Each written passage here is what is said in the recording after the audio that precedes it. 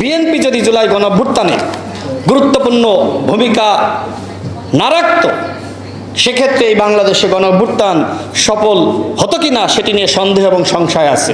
বাংলাদেশ উপহার পেয়েছি, এই বাংলাদেশ আমাদেরকে উপহার দিয়েছে আমাদের জুলাই শহীদেরা। এই বাংলাদেশ আমাদেরকে উপহার দিয়েছে জুলাই যোদ্ধারা। এখন প্রশ্ন থেকে যায়, জুলাই যোদ্ধা কারা আর কারা জুলাই যোদ্ধা না? গতকাল আপনারা দেখেছেন একটি রাষ্ট্রীয় অনুষ্ঠানে, সেখানে আমিও ছিলাম। সেখানে জামাত এবং এনসিপির নেতাকর্মীরা পরিকল্পিতভাবে প্রোগ্রামটি বানচাল করার উদ্দেশ্যে এবং বিদেশি কূটনীতিকদের সামনে সরকারের ভাবমূর্তি নষ্ট করার জন্য একটি পরিকল্পিত মব করেছে। তারা তো মবে খুব পারদর্শী, অন্তর্বর্তীকালীন সরকারের সময় অনেক মব করেছে, গতকালও একই কাজ করেছে। দেখেন, সেখানে বিভিন্ন দেশের কূটনীতিকরা উপস্থিত হয়েছিলেন। তারা এক প্রকার ভয় পেয়ে, আতঙ্কিত হয়ে তারা কিন্তু সভাস্থল ছেড়ে চলে যায়। এর মধ্য দিয়ে কি এনসিপি বা জামাতের সম্মান বেড়েছে? সেখানে কিন্তু বিভিন্ন দেশের সাংবাদিক বা গোয়েন্দা সংস্থা থাকা স্বাভাবিক, বা বাংলাদেশের প্রশাসন তারাও তথ্য সংগ্রহ করেছে। জামাত এবং এনসিপি একটি রাষ্ট্রীয় অনুষ্ঠান এইভাবে বানচাল করলো, বিদেশি কূটনীতিকদের সামনে আমাদের মহামান্য রাষ্ট্রপতিকে অসম্মান করলো। তারা আগামীতে রাষ্ট্র চালাবে, তাই না? মানুষকে সম্মান করতে শিখে নাই, জানে না, তারা আগামীতে ক্ষমতায় গিয়ে রাষ্ট্র চালাইতে চায়। গণঅভ্যুত্থানের কারণে এবং আওয়ামী শূন্যতার কারণে তারা বাংলাদেশের প্রধান বিরোধী দল হয়েছে। দেশবাসীর কাছে আমার প্রশ্ন, এখানে উপস্থিত সাংবাদিক ভাইরা এবং অতিথিবৃন্দ, আপনাদের কাছে আমার প্রশ্ন, আসলে কি বাংলাদেশের বিরোধী দল তারা কি নিজেদেরকে ঠিকঠাক চালাইতে পারতেছে? যেখানে তারা বিরোধী দলই চালাইতে পারতেছে না, সেখানে তারা সরকারে গিয়ে সরকার চালাইতে চায়। খুব সস্তা।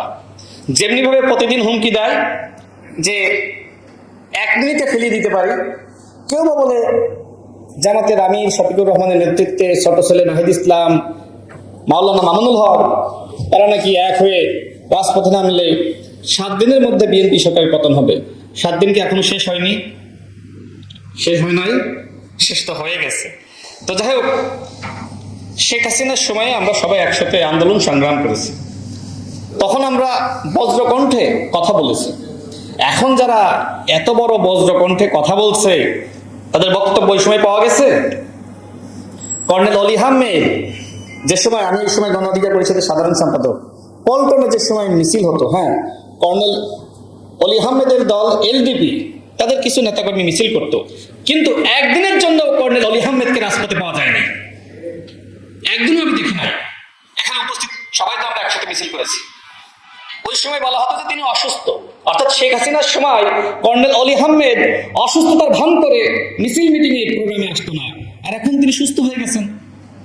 এখন তিনি এই 11 দলীয় জোট, যদিও প্রকৃতপক্ষে 2 দল ইতিমধ্যে তাদেরকে বর্জন করেছে, 9 দলীয় জোট প্রতিদিন সেই প্রোগ্রামে তিনি উপস্থিত হচ্ছেন। এখন সুস্থ হয়ে গেছেন, তরতাজা জোয়ান হয়েছেন, যে কারণে এখন আমাদের মা বাপকে নিয়ে নানানভাবে কথা বলেন, কটাক্ষ করেন।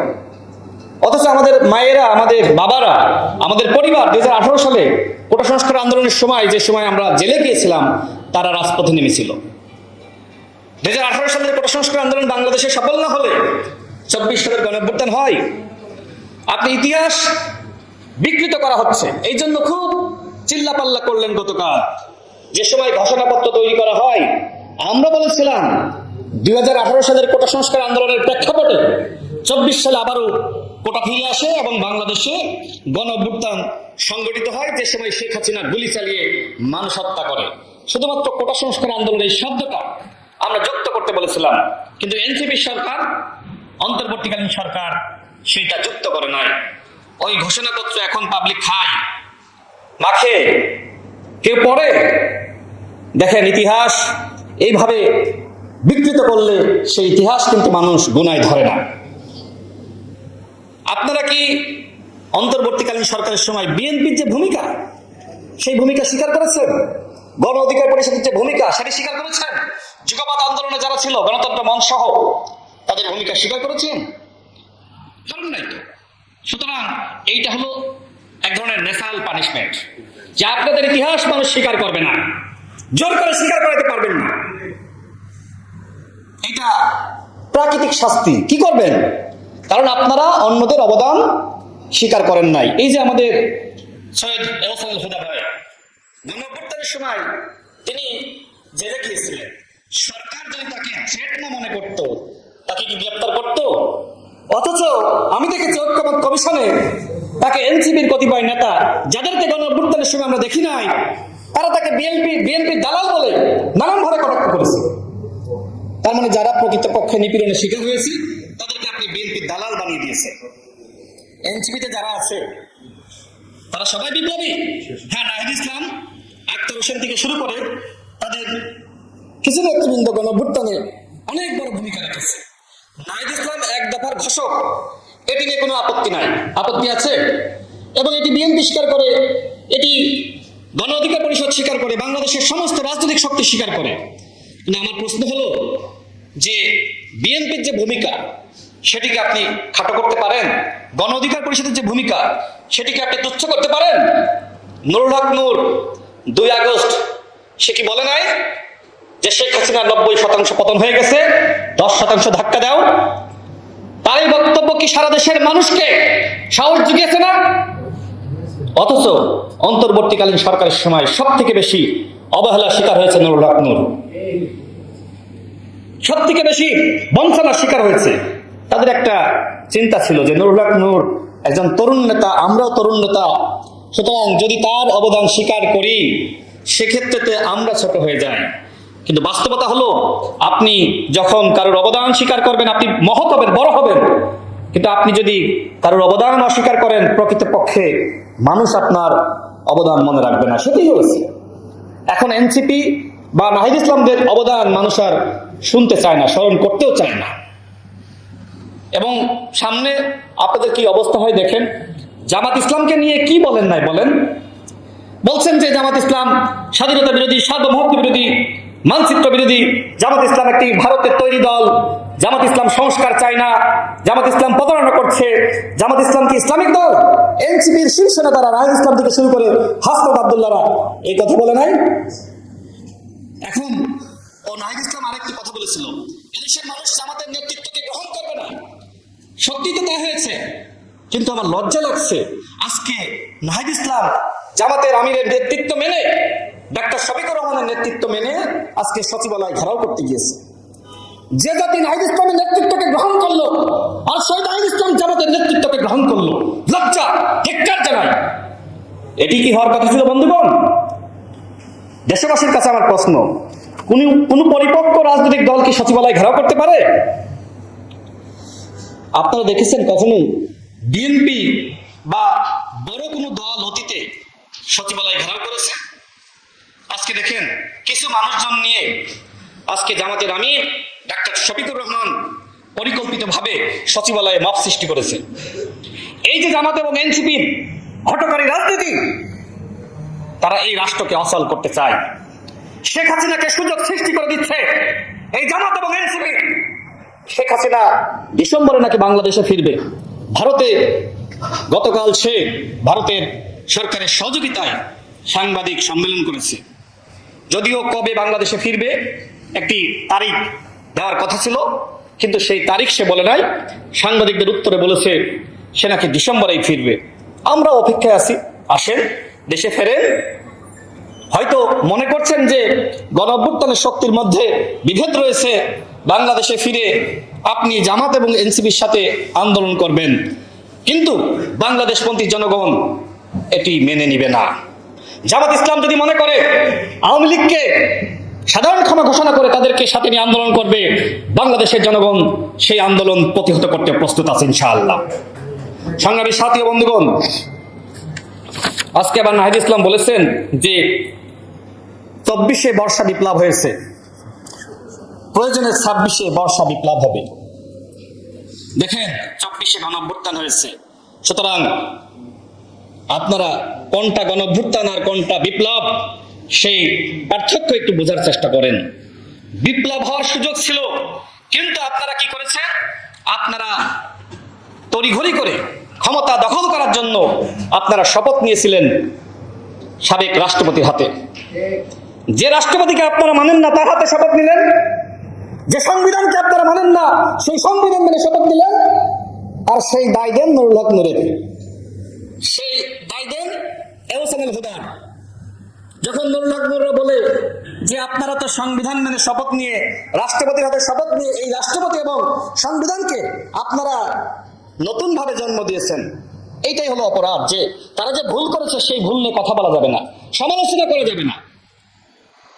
আজকে বাকস্বাধীনতা মানে এই নাসিরউদ্দিন পাটোয়ারিরা প্রতিনিয়ত গালিগালাজ করছে মাননীয় প্রধানমন্ত্রীকে, তার পরিবারকে, আমাদের মন্ত্রীদেরকে যে ভাষায় কথা বলছে, তুই তুকারি করে এই নাসিরউদ্দিন পাটোয়ারি কথা বলছে। এইটা কি রাজনীতির ভাষা? আর এই নাসিরউদ্দিন পাটোয়ারি যেখানে যাচ্ছে বিভিন্ন জেলায়, ওই এলাকার জনপ্রতিনিধি, ওই এলাকার জনগণ যাকে ভোট দিয়ে নির্বাচিত করেছে তাকে গালিগালাজ করছে। বিএনপির নেতৃবৃন্দ, ছাত্রদল যুবদল না হয় কিছু বলল না, কিন্তু ওই এলাকার যারা সংক্ষিপ্ত ভোটার তারা তো প্রতিবাদ জানাতেই পারে। ভাগ্য ভালো যে ওই এলাকার মানুষ ঝাঁটা কিংবা বারণ নিয়ে ঝেঁটিয়ে বিদায় করে নাই, এতটুকু সম্মান করেছে। যে ভাষায় গালিগালাজ করা হচ্ছে এই ভাষার জবাব তো শক্তভাবে দেওয়া দরকার ছিল। বাংলাদেশের রাজনীতি এতই কি ভালো যে আপনি আমাকে ইট মারবেন, বিনিময়ে আপনি বলবেন যে ফুল মারেন?